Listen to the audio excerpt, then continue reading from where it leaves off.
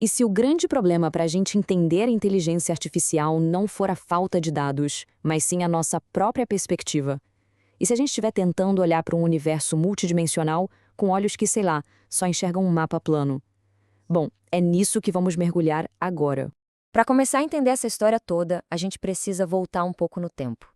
E pode parecer estranho, mas a chave para um dos maiores desafios da engenharia de software de hoje talvez esteja na obra de um filósofo lá do século XIX.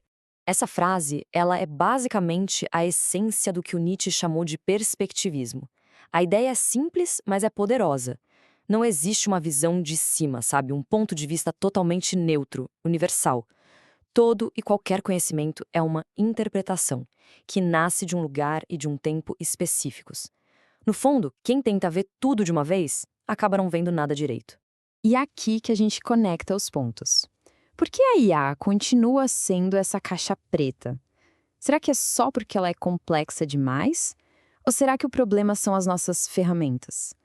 Talvez a gente esteja olhando para ela com os olhos errados, sabe? Forçando uma visão super limitada em algo que é imensamente maior. Pensa bem, a gente herdou um jeito muito antigo e bem limitado de ver o mundo, que é a geometria euclidiana.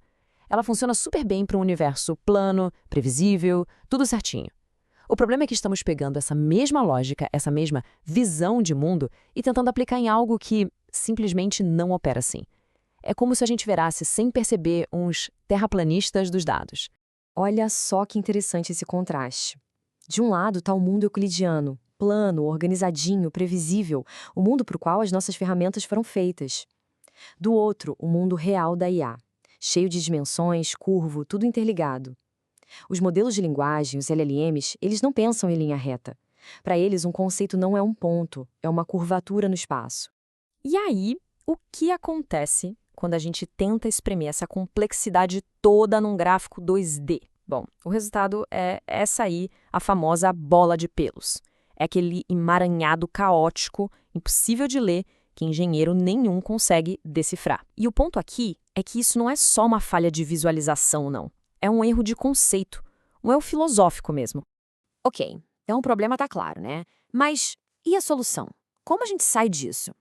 Bom, a solução começa com uma mudança de mentalidade sobre o que é verdade.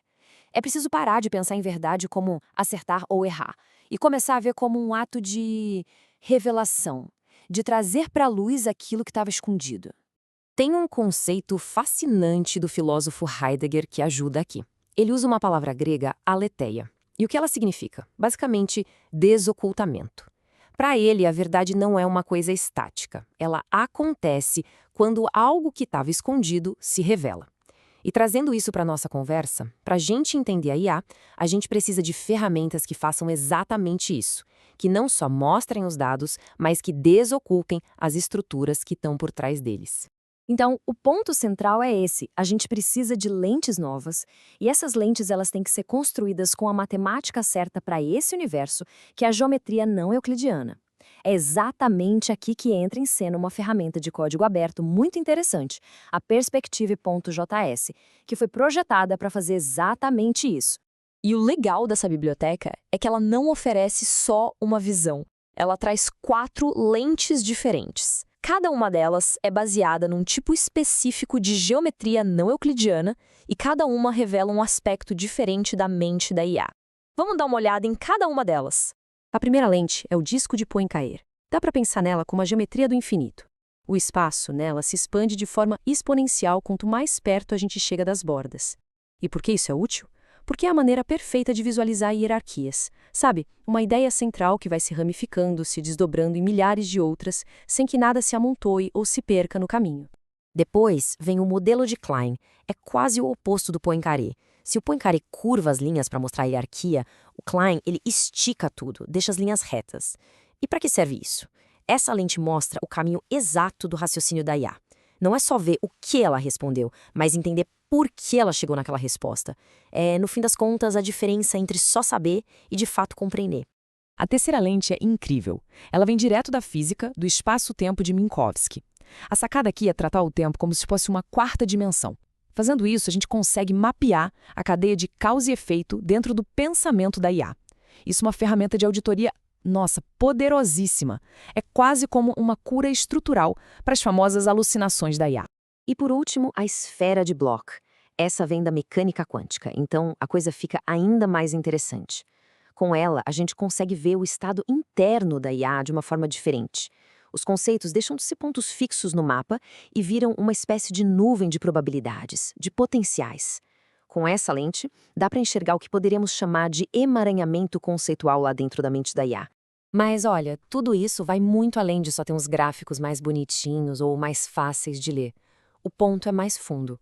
As ferramentas que a gente usa para observar o mundo, elas não só mostram a realidade, elas ajudam a moldar o que a gente entende como realidade.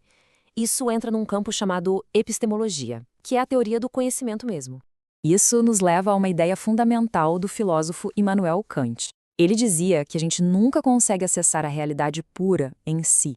Nós sempre vemos o mundo através dos filtros da nossa própria mente, das nossas próprias estruturas de pensamento.